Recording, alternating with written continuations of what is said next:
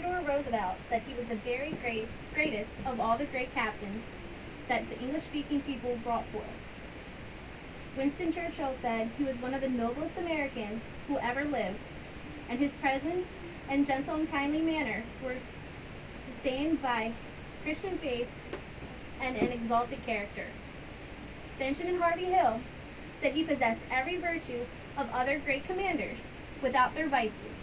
He was a foe without hate, a friend without treachery, a victor without oppression, and a victim without murmuring. Who is this great man that they speak of? It is General Robert E. Lee. With vested interest in the Civil War and of the life of Robert E. Lee, it is clear to me that Robert E. Lee is one of the greatest leaders of all time. I would like to discuss how his early military career, his loyalty, his accomplishments and integrity during the Civil War, and his life after make him one of the greatest. We should first take a look at his early military life, based on the biography from Douglas Southall Freeman. His father was known as Light Horse Harry Lee, a Revolutionary War officer, so it was natural for Lee to join the Army. His first military career started at West Point, where he graduated second in his class without receiving a single demerit, and had top honors in artillery and tactics. Upon graduation in 1829, he earned the title of brevet second lieutenant, and in 1846, he was the captain in the Mexican-American War, where he earned the title of lieutenant colonel. His commander, General Scott, said that he thought Lee was one of the most brilliant soldiers of his time. And in 1852, he was appointed superintendent of West Point, where his leadership skills became highly developed, and he even taught some of the fellow men he will fight against in the Civil War. We should now look at how Lee exemplified loyalty, both before and after the Civil War.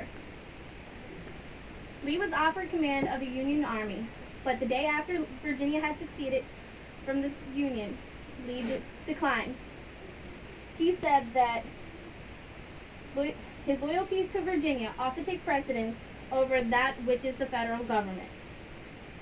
After the Civil War, Lee's loyalty remained to Virginia, but also to restoring the nation. After the war, he returned to Richmond, but because of the chaos, he moved to Powhatan County. But he said that he could not leave Virginia. According to Matthew Parker, Lee said, "I cannot desert my native state in the hour of her adversity. I must abide her fortune and share in her fate." But at the same time, Lee also showed great loyalty to the Union, or to the nation after the war. He said, "It is the duty of every citizen in the present condition of the country to do all in his power to aid in the restoration of peace and harmony." We should now take a look at Lee's accomplishments and his integrity during the Civil War. Lee's accomplishments were the vast number of battles that he won against the North, who had greater naval access, more soldiers, and more supplies. His